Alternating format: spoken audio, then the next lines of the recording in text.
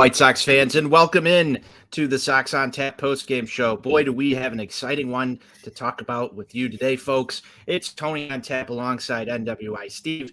Sox fall 3-0 in the series opener to the Cleveland Guardians.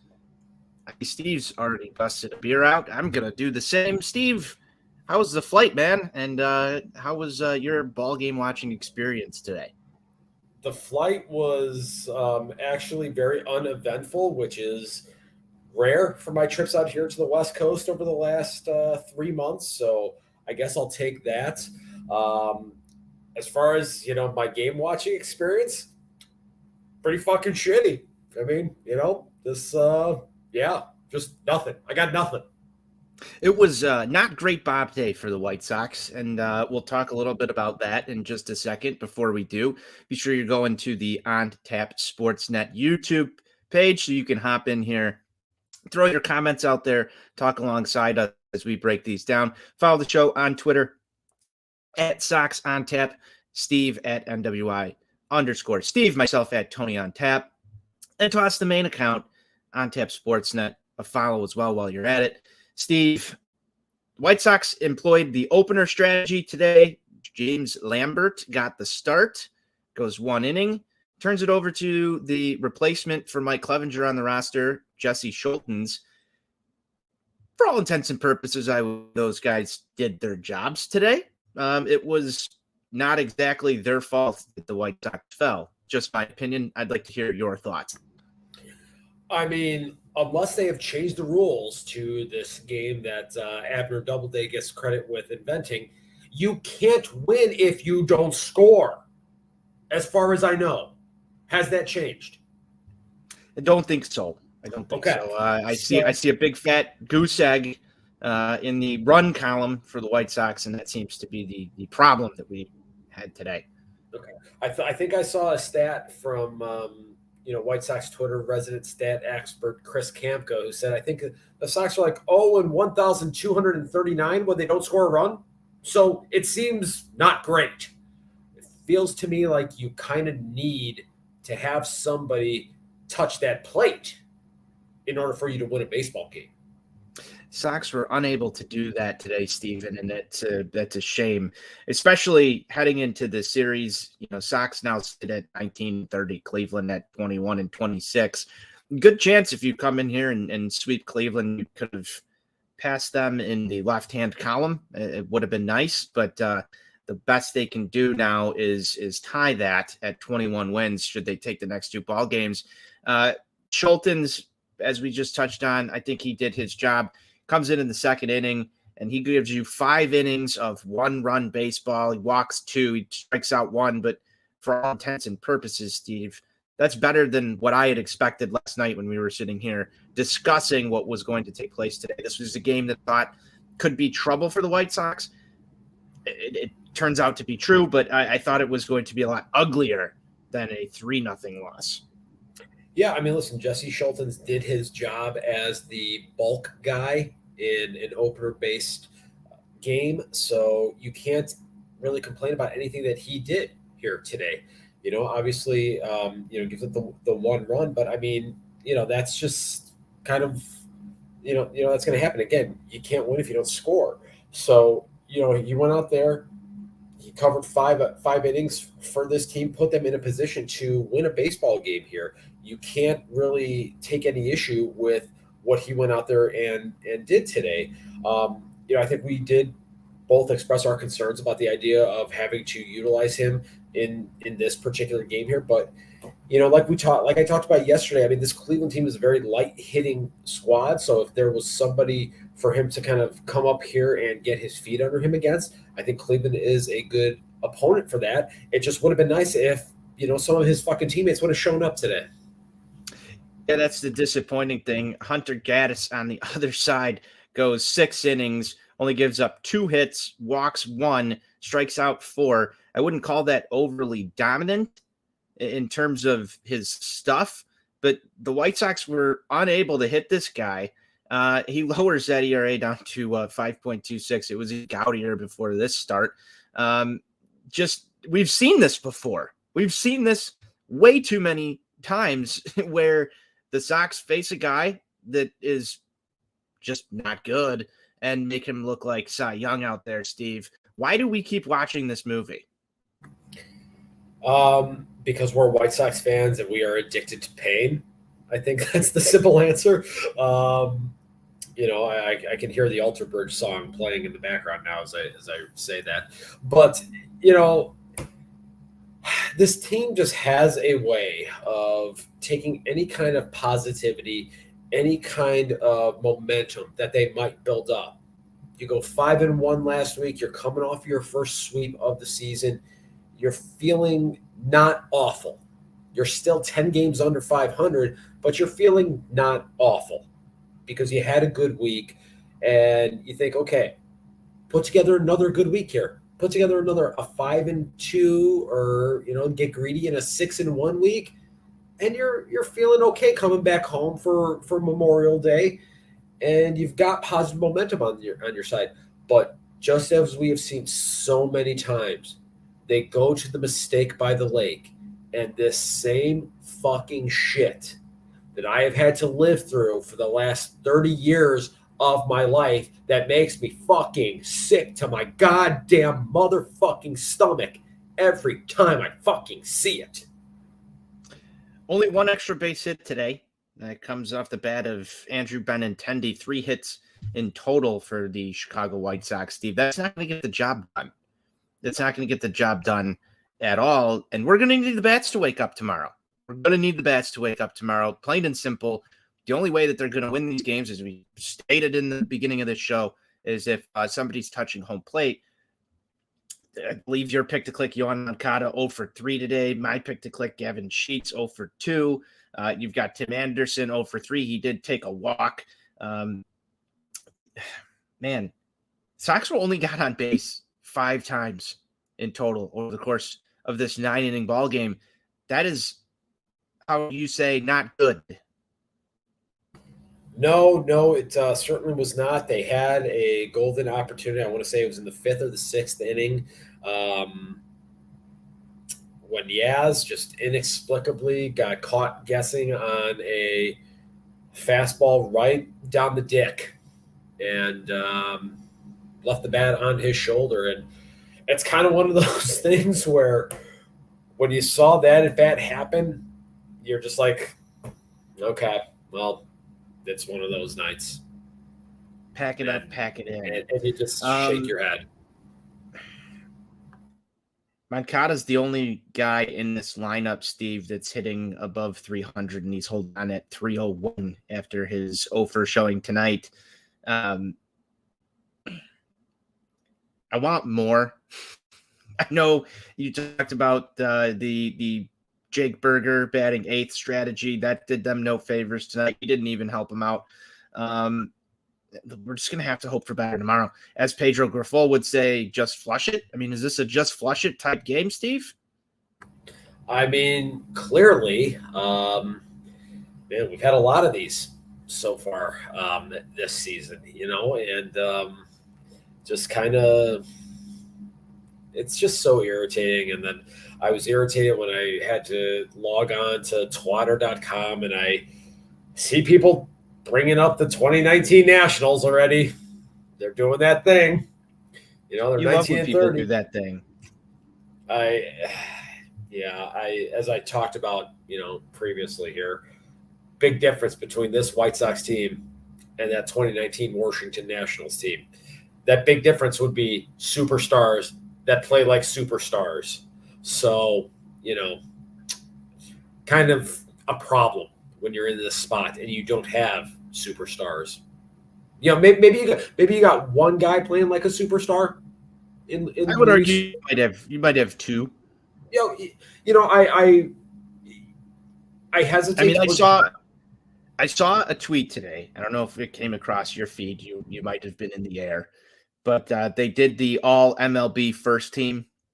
Forget the account. This was not MLB associated. But they put Jake Berger there at third base.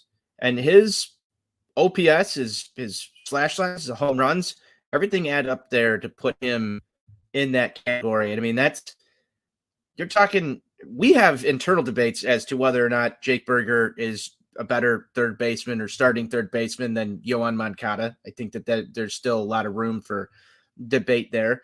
But to see him up there, he was like the only name that wasn't a fucking superstar on that list, but the stats backed it up. And I was impressed by that. I thought to myself for a second, wow, it's really nice for a White Sox prospect to even get that kind of recognition, albeit from a Twitter account that's out there trying to make these selections. And I'm sure that there's reasons for the engagement on it, but it was just nice to see Jake Berger get that recognition because he's, in my opinion, played far and above better than what we have come to expect from White Sox draft products. Yeah, he really has. And look, I mean, Berger is just a testament to hard work and perseverance. Everything that guy has gone through, it's been talked about ad nauseum at this point. But for him to be here on this team right now and be producing the way that he is, I mean, he's really, I think, without question, the most likable guy on this team. When you factor in the performance aspects of it, and then you also factor in everything that he has had to overcome to get to this point. You talk about a guy that was a first round top 10 overall pick. And, a lot of times those guys can be just that quote unquote natural. And that guy that grew up their whole life being the best baseball player on the field. And I think for someone like Jake Berger to have the adversity that he had in his very first major league spring training game, to have what happened to him and to come back from that, all the missed time that he had, and to be producing the way that he is right now, it's impossible to not get behind a guy like that. And I've been talking about this for a while. This is by far the most likable player on this roster. Yeah, and he's I mean, just everything about him. You have to respect that journey. You have to respect that path. It's just good to see him get that recognition. The other name I would guess that you're going to throw out there would be Luis Robert Jr. In terms of playing like a superstar. He's cooled off a little bit over the last 5 or 6 ball games here, Steve. It feels like I want to see him get back to mashing baseballs the way he was when he had that. I believe it was 4 or 5 days in a row with a home run. I know that's not sustainable, but like I said, we need something here. It'd be nice to see him heat up once again. Yeah, and listen, he did have the opposite field home run yesterday, but you're right. Over the last 4 or 5 games here, he has cooled off. But again, this is just part of the Luis Robert experience. You get 2 weeks of just absolute stellar play where he looks like one of the 2 to 3 best players in the sport, and then things cooled off. The one positive that I will say, and I know he did have a 2 or 3 strikeout game mixed in there over the last few days here, but we haven't seen the overload on strikeouts to this point that we saw during that really prolonged downward stretch earlier in the season here. So I think there is at least one positive that can be gleaned from this couple days struggle that we're seeing from him a little bit here. But you're right, it definitely would help getting his bat going again, because he really is, I hate to say it, he's the guy that kind of makes this thing go right now. And if you look at the numbers, they back that up when he's out there, when he's hitting the ball out of the ballpark, this team is playing better. Because unfortunately we don't have enough guys here to pick up the slack for when he has a down stretch. And so often it happens, Steve. I mean, we've had this, we've seen this before. Tomorrow's another day, though. Let's see what happens here. Dylan Cease on the mound for the White Sox, 2-3 on the year, 4.78 ERA, facing off against Allen, 1-1, 3.04 ERA. The White Sox current roster has yet to take this guy deep. Couple of guys have a few hits off of him, but Cleveland is no stranger to Dylan Cease. What are you expecting in tomorrow's matchup, Steve? Will the bats get hot? Will they? I don't know, but they need to. You got to go out there, and this is a guy that they went out and they struggled against last Thursday when they had an opportunity to get a sweep against this Cleveland Guardian team. So second time seeing him in less than a week. I'm anticipating and I'm hopeful that we will get a better offensive output from this group tomorrow. Remember, it's just a year or two ago where it was like anytime you would see a left-handed starting pitcher coming up against the Sox, it was almost like automatic. You would chalk one up and put it into that left-hand column. Feels like those days are so long ago now. They're just not mashing lefties the same way that they were a couple of years ago. And part of that problem is not getting the production out of Tim Anderson, not getting the power production from Yasmani Grandal. You need to start seeing that again. You got to start seeing these guys going up there against southpaws, being aggressive and looking to drive the baseball. And that's what I want to see tomorrow. I would very much like to see that as well. We've spent a lot of time on the show over the past couple of days, taking Tim Anderson to task, talking about the struggles of Andrew Vaughn, talking about, some of these other issues that plague this White Sox offense. Although we've also seen this team be able to go out there and put up double-digit runs. It feels like a crapshoot. There's not a lot of consistency with this. So we'll have to wait and see what the White Sox offense decides it's going to do tomorrow when it gets out of bed. Let's hope it wakes up on the right side of bed, Steve, because I don't know if I want to sit through another ball game like today where they're just unable to muster anything. That said, I'm looking here at pick-to-click options. I'm going to go with Andrew Benintendi. He's the guy that had the double today. He's gotten one hit off of Allen. I believe that was last week. I'm not looking for him to leave the yard, but just give me some extra base hits here. Who you got? I am going to go and take a guy that I took to task recently here because he historically does hammer left-handed pitching, and I'm going to take Andrew Vaughn. I caused a little mini stir with some commentary that I might have had last week about his overall lack of production. He has, to this point, been someone that has done a solid job against left-handed pitching. And again, second time seeing Allen in less than a week. I'm looking for a meeting of the AV club to happen tomorrow. Boy, do we need that. We definitely need that. Hopefully with men on base. That would be even cooler and tougher if you could. I would like to see the White Sox deploy the multi-run home run strategy. I think that would uplift our spirits around here just a little bit. It's going to be a tough series here. These are, I hate to use the term must win, but like we're already there. It's May. These are sort of must win games against your division. I like to see that. This is just a byproduct of what happens when you have a 10-game losing streak.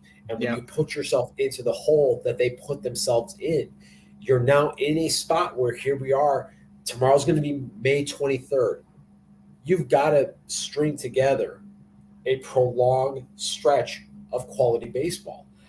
You and I have had this conversation. I've had this conversation with a number of different people. They need to go on a stretch where they win 16 out of 20 to really be taken seriously here. And for all the talk, and I again, had people in my mentions yesterday talk about how many games back they are. I don't want to hear a fucking word about it until they're at 500. Not a goddamn word. Because again, to this point, in the year of our Lord 2023, no team, not one, not a single one, you can't find one in the record books, has ever won a division title with a sub 500 record. So until you get to that point and get to that mile marker, there is no discussion about how many games back you are. It doesn't matter.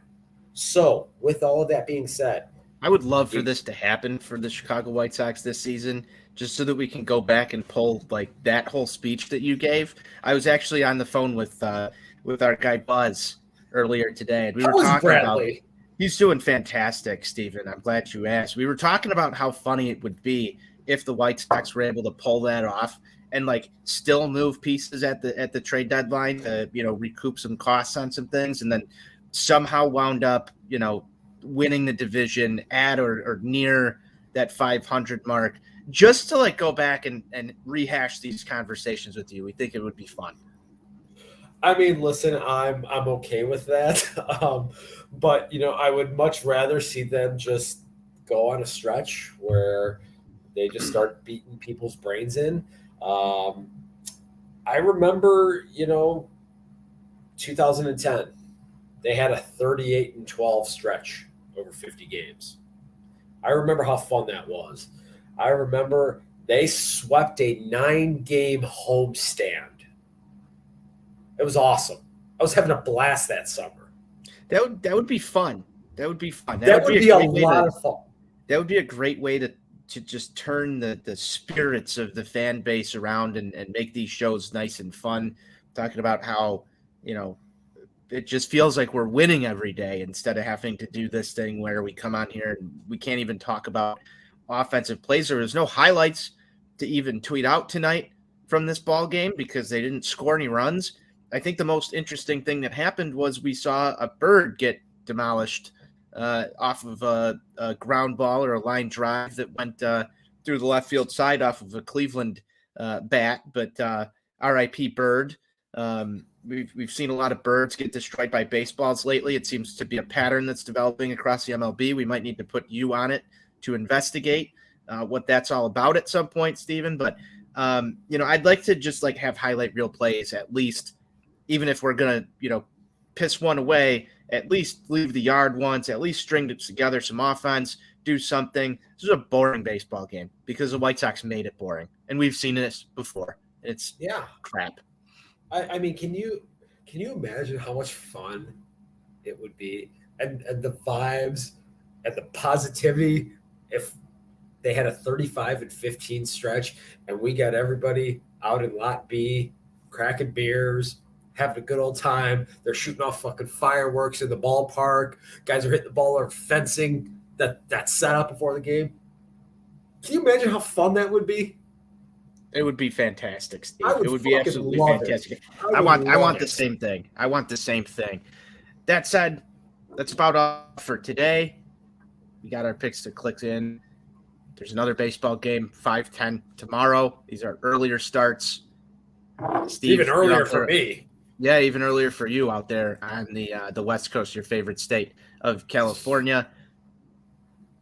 That's all we got. Be sure you're checking out the Sox On Tap Twitter page during the games. Interact with us over there. Follow at Sox On Tap. Follow Steve at NWI Steve. I forgot the underscore. NWI _Steve. Corrected myself. Follow me at Tony On Tap. Subscribe to the YouTube.